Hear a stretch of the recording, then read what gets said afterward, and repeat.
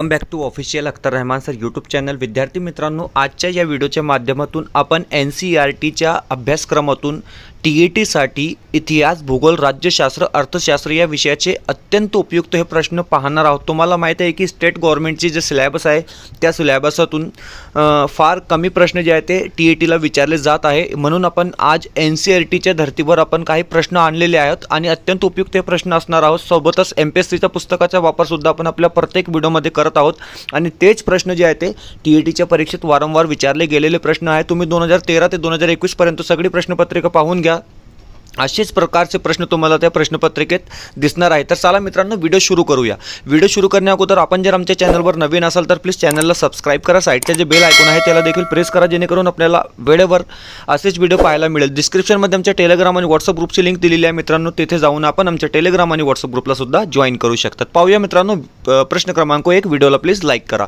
प्रश्न असा इथे विचारलेला आहे की मध्य प्रदेशातील डॅश डॅश येथील अश्मयुगातील ग्रहचित्रे प्रसिद्ध आहेत। हे बघा मित्रांनो, 4 पर्याय आपल्याला इथे दिलेले आहे आणि NCERTच्या धर्तीवर प्रश्न विचारलेला आहे की मध्य प्रदेशातील डॅश डॅश येथील अश्मयुगातील ग्रहचित्र प्रसिद्ध आहे। 4 पर्याय आपल्याला इथे दिलेले आहे: अजिंठा, भीमबेटका, वेरूळ आणि कार्ला। तर हे बघा मित्रांनो, याचे जे योग्य उत्तर असणार आहे ते असणार आहे पर्याय क्रमांक 2 भीमबेटका।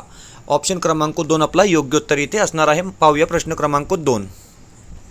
प्रश्न क्रमांक 2 येथे दिलेला आहे, काही स्पष्टीकरण सुद्धा तुम्हाला पुढच्या प्रश्नात पाहायला मिळणार आहे, तर प्रत्येक प्रश्न जे आहे तुम्ही काळजीपूर्वक पहा मित्रांनो। प्रश्न क्रमांक 2 विचारलेला आहे की 1757 च्या प्लासीच्या लढाईचे प्रमुख वैशिष्ट्य कोणते आहे? बघा, 1757च्या प्लासीच्या लढाईचे प्रमुख वैशिष्ट्य कोणते आहे ते आपल्याला इथे उत्तर द्यायचं आहे। 4 पर्याय मित्रांनो आपल्याला इथे दिलेले आहे। पहिला पर्याय आहे इंग्रजांनी व्यापारी सवलतीचा गैरवापर सुरू केला। दुसरा पर्याय दिलेला आहे की सिराज उद्दौला व इंग्रजांचा संघर्ष सुरू झाला। तिसरा पर्याय दिलेला आहे की शास्त्राचा फार वापर न करता इंग्रजांनी फंद फितुरीने लढाई जिंकली। आणि शेवटचा पर्याय इथे दिलेला आहे की मीर जाफरला बंगालच्या नवाबपदाचे आमिष दाखविले। तर हे बघा मित्रांनो, याचे जे योग्य उत्तर असणार आहे म्हणजे प्रमुख वैशिष्ट्य आपल्याला इथे पाहायचे आहे कशाची, प्लासीची लढाईची जी प्रमुख वैशिष्ट्य आहे। तर मित्रांनो, याचे जे योग्य उत्तर असणार आहे ते असणार आहे पर्याय क्रमांक 3। पर्याय क्रमांक 3 आपला येथे योग्य उत्तर असणार आहे। शास्त्राचा फार वापर न करता इंग्रजांनी फंद फितुरीने लढाई जिंकली, हे आपला योग्य उत्तर येथे असणार आहे। पाहूया प्रश्न क्रमांक 3। प्रश्न क्रमांक 3 पाहण्या अगोदर काही तुमच्यासाठी आपण NCERTच्या पुस्तकातून काही उदाहरण इथे घेतलेले आहे मित्रांनो, तुम्ही हे पाहू शकतात। प्लासी का पहला युद्ध 23 जून 1757 को भगीरथी नदी के किनारे प्लासी नामक स्थान में हुआ, जो वर्तमान में पश्चिम बंगाल की नदिया जिले में मुर्शिदाबाद में दक्षिण मिल्स में 22 मील दूर स्थित है। इस युद्ध में एक और ब्रिटिश ईस्ट इंडिया कंपनी की सेना थी तो दूसरी ओर बंगाल के नवाब की सेना। हे बघा मित्रांनो, हा युद्ध ब्रिटिश ईस्ट इंडिया कंपनी आणि बंगालचा नवाब यांच्या दरम्यान झालेला होता। तारीख दिलेली आहे 23 जून 1757 आणि इथे हे जे प्लासी जे आहे ते पश्चिम बंगालमध्ये येत आहे। सगळं माहिती इथे NCERTच्या पुस्तकातून आपण घेतलेली आहे मित्रांनो। असेच प्रकारचे तुम्हाला प्रश्न जे आहे ते TETच्या परीक्षेत पाहायला मिळणार आहे, पेपर 1 असो व पेपर 2 असो। पाहूया प्रश्न क्रमांक 3। प्रश्न क्रमांक 3 अतिशय सोपा प्रश्न इथे विचारलेला आहे। सार्क संघटनेतील संस्थापक सदस्यापैकी देश डॅश डॅश हा एक आहे। तर हे बघा मित्रांनो, 4 पर्याय दिलेले आहेत: चीन, म्यानमार, इंडोनेशिया किंवा नेपाळ। तर याचे जे योग्य उत्तर असणार आहे ते असणार आहे ऑप्शन क्रमांक 4 नेपाळ। यानंतर पाहूया पुढचा प्रश्न, प्रश्न क्रमांक 4। मित्रांनो, इथे चौथा प्रश्न दिलेला आहे। हा प्रश्न TETच्या परीक्षेत सुद्धा 2 वेळा विचारला गेलेला प्रश्न आहे आणि CTETच्या परीक्षेत 4 वेळा हा प्रश्न विचारला गेलेला प्रश्न आहे। प्रश्न असा आहे की अंदमान निकोबार बेटाची राजधानी डॅश डॅश आहे। हे बघा मित्रांनो, अंदमान निकोबार बेटाची जी राजधानी आहे ते असणार आहे पोर्ट ब्लेअर आणि लक्षद्वीपची जो राजधानी असणार आहे ते असणार आहे कवरती। तर मित्रांनो, याचे जे योग्य उत्तर असणार आहे ते असणार आहे पोर्ट ब्लेअर म्हणजे अंदमान निकोबार बेटाची राजधानी हे असणार आहे। ओके, यानंतर पाहूया प्रश्न क्रमांक 5। प्रश्न क्रमांक 5 सुद्धा TETच्या परीक्षेत 2020 मध्ये मित्रांनो विचारला गेला होता की अफगाणिस्तानातून आलेले पठाण म्हणजे, हे बघा अफगाणिस्तानातून जे आलेले पठाण आहे त्यांना आपण कोणत्या नावाने संबोधतो? तर 4 पर्याय दिलेले आहे: रोहिले, राजपूत, जाट किंवा सतनामी। याचे जे योग्य उत्तर असणार आहे मित्रांनो ते असणार आहे रोहिले, पर्याय क्रमांक 1। यानंतर पाहूया पुढचा प्रश्न म्हणजे प्रश्न क्रमांक 6। प्रश्न क्रमांक 6 येथे विचारलेला आहे की हे बघा प्रश्न क्रमांक 6 इथे विचारलेला आहे, खालीलपैकी कोणत्या खंडात विक्टोरिया सरोवर आहे? सरोवर म्हणजेच झील. तर हे बघा मित्रांनो, खालील आपल्याला कोणत्या खंडात विक्टोरिया सरोवर आहे हे इथे उत्तर द्यायचं आहे. इथे देश नाही, डायरेक्ट खंड म्हणलेला आहे. तर 4 पर्याय दिलेले आहे, ऑस्ट्रेलिया, आशिया, उत्तर अमेरिका आणि आफ्रिका. तर हे बघा मित्रांनो, विक्टोरिया सरोवर म्हणजेच विक्टोरिया झील जे आहे ते आफ्रिका या खंडात असणार आहे, म्हणजे पर्याय क्रमांक 4 आपला इथे योग्य उत्तर असणार आहे. मित्रांनो पाहूया प्रश्न क्रमांक 7. हे बघा विक्टोरिया झील संदर्भात NCERTच्या पुस्तकातून काही आपण इथे घेतलेलं आहे. विक्टोरिया झील अफ्रीका महाद्वीप में युगांडा, केनिया और तांजिया की सीमा पर स्थित है. देखिए यहाँ पर आप देख लेंगे, तुम्ही पाहू शकतात की विक्टोरिया झीलबद्दल इथे माहिती दिलेली आहे. युगांडा, केनिया आणि तांजेनिया सीमा पर स्थित आहे, म्हणजेच सीमावर ते झील उपस्थित आहे. यानंतर पाहूया पुढचा प्रश्न, प्रश्न क्रमांक 7. प्रश्न क्रमांक 7 येथे दिलेला आहे की तामिळनाडूची जशी राजधानी चेन्नई आहे तशाच प्रकारे लक्षद्वीपची राजधानी काय? आत्ताच मी तुम्हाला 2 प्रश्नपूर्वी याचं उत्तर दिलेलं होतं मित्रांनो. इथे सुद्धा आपल्याला 4 पर्याय दिलेले आहे, कवरती, तिरुअनंतपुरम, रायपूर किंवा आगरतळा. तर हे बघा मित्रांनो, याचे जे योग्य उत्तर असणार आहे ऑप्शन क्रमांक 1 कवरती म्हणजेच लक्षद्वीप. यानंतर पाहूया पुढचा प्रश्न, कवरती भारत में केंद्र शासित प्रदेश लक्षद्वीप की राजधानी है. ओके. यानंतर पाहूया पुढचा प्रश्न, प्रश्न क्रमांक 8. प्रश्न क्रमांक 8 येथे विचारलेला आहे की खालीलपैकी चुकीची जोडी ओळखा. तर हे बघा मित्रांनो, इथं आपल्याला चुकीची जोडी ओळखायची आहे. 4 पर्याय आपल्याला इथे दिलेले आहे. आणि पाल घराणा म्हणजेच गोपाल, म्हणजे हे यांचे संस्थापक आहे. पाल घराण्याचे संस्थापक कोण आहे? तर गोपाल आहे. चोळ घराण्याचे जे संस्थापक आहे ते आहे विजयालय. आणि दंतीदुर्ग राष्ट्रकूट घराण्याचे जे संस्थापक आहे ते आहेत दंतीदुर्ग. परंतु कृष्णराज यादव हे यादव घराण्याचे संस्थापक नाही आहे. कृष्णराज हे यादव घराण्याचे संस्थापक नाही आहे. याबद्दल नीचे माहिती दिलेली आहे, पाहूया आपण. हे बघा मित्रांनो, इथे माहिती दिलेली आहे की यादव वंश के संस्थापक कौन थे? यदुवंशियों की उत्पत्ति पौराणिक राज यदु से मानी जाती है. अशा प्रकारे येथे NCERTच्या पुस्तकातून आपण हे उदाहरण घेतलेले आहे मित्रांनो. यानंतर पाहूया पुढचा प्रश्न, प्रश्न क्रमांक 9. प्रश्न क्रमांक 9 येथे दिलेला आहे की अयोग्य जोडी ओळखा. 4 पर्याय दिलेले आहे, संत नामदेव नरसी, संत ज्ञानेश्वर ज्याला आपण हिंदीमध्ये ज्ञानेश्वर म्हणतो आपेगाव, तुकाराम देहू आणि संत एकनाथ जाप. तर हे बघा मित्रांनो, याचे जे योग्य उत्तर असणार आहे म्हणजे संत नामदेव फारसी हे बरोबर जोडी आहे. संत नरसी, संत ज्ञानेश्वर आपेगाव हे सुद्धा बरोबर आहे. तुकाराम महाराज देहू हे सुद्धा बरोबर आहे. परंतु संत एकनाथ जाब ही इथे चुकीची जोडी दिलेली आहे. नीचे स्पष्टीकरण सुद्धा याचं दिलेलं आहे की संत एकनाथचे जे संबंध आहे ते पैठण, महाराष्ट्र पैठण इथे असणार आहे. संत एकनाथ 1533 से 1599 भारत के एक प्रसिद्ध संत है जिनका जन्म पैठण में संत भानुदास के कुल में हुआ था. अशा प्रकारे NCERTच्या पुस्तकात यांचे स्पष्टीकरण मित्रांनो दिलेलं आहे. यानंतर पाहूया प्रश्न क्रमांक 10. प्रश्न क्रमांक 10 येथे विचारलेला आहे की अंबरनाथाचे शिव मंदिर डॅश डॅश यांनी बांधले. हे बघा अंबरनाथाचे जे शिव मंदिर आहे ते कोणी बांधले? 4 पर्याय दिलेले आहे, यादव यांनी बांधले, वाकाटक यांनी बांधले, शिलाहार यांनी बांधले किंवा राष्ट्रकूट यांनी बांधले. तर हे बघा मित्रांनो, अंबरनाथचे जे शिव मंदिर आहे अतिशय IMP हा क्वेश्चन आहे. त्यांच्या बांधण्याचे श्रेय जे जातो ते शिलाहार यांना जातो, म्हणजे पर्याय क्रमांक 3 जे असेल मित्रांनो आपलं इथे योग्य उत्तर असणार आहे. काही स्पष्टीकरण NCERTच्या पुस्तकातून आपण घेतलेले आहे, ते तुम्ही पाहू शकतात. अंबरनाथ शिव मंदिर का निर्माण किसने करवाया था? याचे उत्तर अशा प्रकारे दिलेले आहे, मंदिर का निर्माण 10,060 ईस्वी में पत्थरों पर खूबसूरती से नक्काशी करके किया गया था. संभवतः इसका निर्माण शिलाहार राजा चित्तराज ने कराया था. हो सकता है इसका पुनर्निर्माण उनके बेटे मुमिनी ने भी करावा. हे बघा, हे जे शिलाहार राजा आहेत ज्यांचे नाव राजा चित्तराज आहे यांनी हे जे अंबरनाथ मंदिर ते आहे ते बांधले होते. यानंतर पाहूया प्रश्न क्रमांक 11.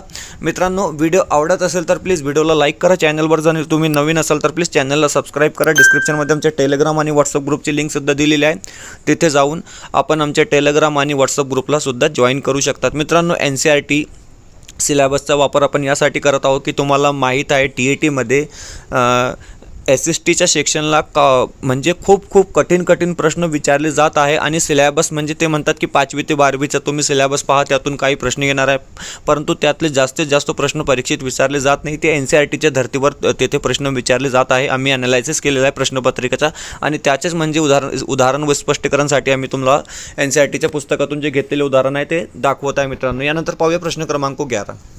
गोव्यातील कोणता उत्सव हा वैशिष्ट्यपूर्ण आहे? तर हे बघा मित्रांनो, 4 पर्याय दिलेले आहे, कॉर्निवॉल, गणेश उत्सव, नवरात्र किंवा दिवाळी. तर हे बघा मित्रांनो, याचे जे योग्य उत्तर असणार आहे ते असणार आहे पर्याय क्रमांक 1, गोव्यातील कोणता उत्सव हा वैशिष्ट्यपूर्ण आहे, तर त्याचे योग्य उत्तर असणार आहे कॉर्निवल. यानंतर पाहूया प्रश्न क्रमांक 12.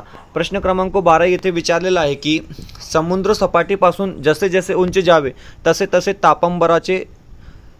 तापंबरात हवेचे तापमान डॅश डॅश होते. तर हे बघा मित्रांनो, 4 पर्याय दिलेले आहे. कमी होते, जास्त होते, स्थिर होते किंवा मध्यम राहते. हे तर याचे जे योग्य उत्तर असणार आहे ते असणार आहे समुद्र सपाटीपासून जसे जसे उंच जावे तसे तसे तापंबरात हवेचे तापमान कमी होत जाते, म्हणजे ऑप्शन क्रमांक 1 जे असेल ते आपल्या इथे बरोबर उत्तर असणार आहे. यानंतर पाहूया प्रश्न क्रमांक 13. प्रश्न क्रमांक 13 येथे विचारलेला आहे की पूर्वेकडून पश्चिमेकडे वाहणाऱ्या वाऱ्यांना काय म्हणतात. हे बघा, जे वारे पूर्वेकडून पश्चिमेकडे वाहतात त्या वाऱ्यांना काय म्हणतात. 4 पर्याय दिलेला आहे. पश्चिमी वारे, ग्रहीय वारे, पूर्वीय वारे किंवा ध्रुवीय वारे. तर हे बघा मित्रांनो, याला आपण पश्चिमी वारे म्हणून ओळखतो, म्हणजे पर्याय क्रमांक 1 जे असेल ते आपल्या इथे योग्य उत्तर असणार आहे मित्रांनो. यानंतर पाहूया पुढचा प्रश्न, म्हणजे प्रश्न क्रमांक 14. हे सगळे जे प्रश्न आहेत ते MPSCच्या पुस्तकातून आणि NCERTच्या पुस्तकातून घेतलेले प्रश्न आहे, कारण अशाच प्रकारचे प्रश्न जे आहेत ते TETच्या परीक्षेत विचारले गेलेले आहे. आत्तापर्यंत आम्ही खूप अभ्यास करून हे प्रश्न तुमच्यासाठी आणत असतो मित्रांनो. पाहूया प्रश्न क्रमांक 14. जगाचे छप्पर असे कोणत्या पठाराला म्हणतात. हे बघा, TET CTETमध्ये सुद्धा हा प्रश्न 4-5 वेळा विचारला गेलेला प्रश्न आहे की जगाचे छप्पर असे कोणत्या पठाराला म्हणतात. युआन, तिबेट, दख्खन किंवा मध्य सिबेरिया. तर हे बघा मित्रांनो, याचे जे योग्य उत्तर असणार आहे ते असणार आहे पर्याय क्रमांक 2 म्हणजे तिबेट. यानंतर पाहूया प्रश्न क्रमांक 15. प्रश्न क्रमांक 15 येथे विचारलेला आहे की सूर्य व पृथ्वी यांच्यातील अंतर किती. 4 पर्याय दिलेले आहे. 8.3 प्रकाश मिनिट, 15,000 लाख किलोमीटर, 1 व 2 किंवा यापैकी नाही. तर हे बघा मित्रांनो, पृथ्वी व सूर्य यांच्यातील अंतर जे आहे ते 8.3 मिनिटसुद्धा आहे आणि 15,000 लाखसुद्धा आहे. याचं म्हणजे 1500 लाख किलोमीटरसुद्धा आहे, म्हणजे 1 व 2 आपलं योग्य उत्तर इथे असणार आहे. 1500 लाख. ओके.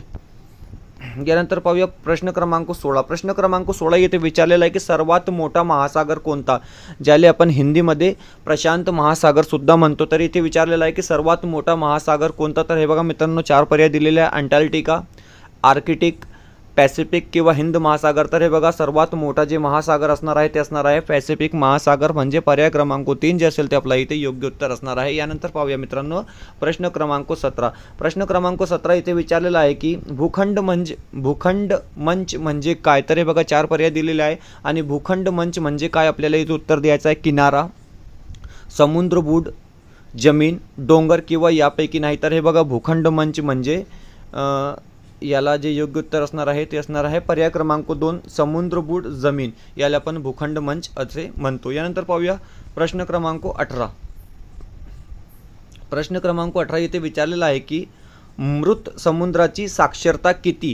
हे बघा, मृत समुद्र जे आहे त्याची साक्षरता किती आहे मित्रांनो. 240% आहे, 332 आहे, 155 किंवा 342. तर योग्य उत्तर असणार आहे मित्रांनो 332 मृत समुद्राची साक्षरता आहे. यानंतर पाहूया प्रश्न क्रमांक 19. प्रश्न क्रमांक 19 येथे विचारलेला आहे की लाटेच्या निर्मितीचे मुख्य कारण काय आहे.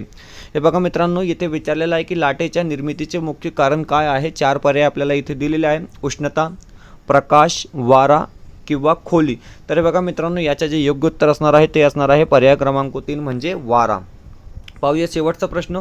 शेवटचा प्रश्न येथे विचारलेला आहे की उष्ण व थंड प्रवाह जेथे एकत्र येतात तेथे काय निर्माण होते. 4 ऑप्शन आपल्याला इथे दिलेले आहे. दाट धुके निर्माण होते, बर्फ निर्माण होतो, कमी तापमान निर्माण होतो किंवा जास्त तापमान निर्माण होतो. तर हे बघा मित्रांनो, याचे जे योग्य उत्तर असणार आहे ते असणार आहे पर्याय क्रमांक 1 म्हणजेच दाट धुके त्या ठिकाणी निर्माण होतात. तर मित्रांनो, आज आपण अत्यंत उपयुक्त प्रश्न पाहिले NCERTच्या सिलेबसमधून TETच्या परीक्षेसाठी. हे बघा, हे तुम्ही लक्षात ठेवा की असेच प्रश्न तुम्हाला TETच्या परीक्षेत पाहायला मिळणार आहे मित्रांनो, कारण स्टेट गव्हर्नमेंटचे फार कमी प्रश्न जे आहेत ते TET पेपर 1 असो किंवा TET पेपर 2 असो विचारले जातात. जास्तीत जास्त म्हणजे प्रश्न जे विचारले जात आहेत ते MPSCच्या पुस्तकातून, IASच्या पुस्तकातून किंवा NCERTच्या पुस्तकातून जास्तीत जास्त प्रश्न म्हणजे SSTच्या सेक्शनला विचारले जात आहे. हे मित्रांनो तुम्ही लक्षात ठेवा. हिंदी आणि मराठीमध्ये फक्त व्याकरण विचारले जातात आणि परिच्छेद किंवा पॅरेग्राफ विचारले जातात. आणि CDPमध्ये काय विचारतात ते मानसशास्त्र आणि त्यांची व्याख्या जास्तीत जास्त विचारली जातात, परंतु SSTच्या सेक्शनमध्ये ते लोक जास्तीत जास्त NCERT MPSC किंवा IASच्या परीक्षेत जे प्रश्न विचारले जातात तेच प्रश्न तुम्हाला पाहायला मिळणार आहे मित्रांनो. असेच व्हिडिओ पाहण्यासाठी तुम्ही आमच्या चॅनलला सबस्क्राईब करा. व्हिडिओ आवडत असेल तर प्लीज व्हिडिओला लाईक करा. तुमचे जर काही प्रश्न असेल तर तुम्ही आम्हाला कॉमेंट करून विचारू शकतात. भेटूया पुढच्या व्हिडिओमध्ये अशीच प्रश्नांसोबत.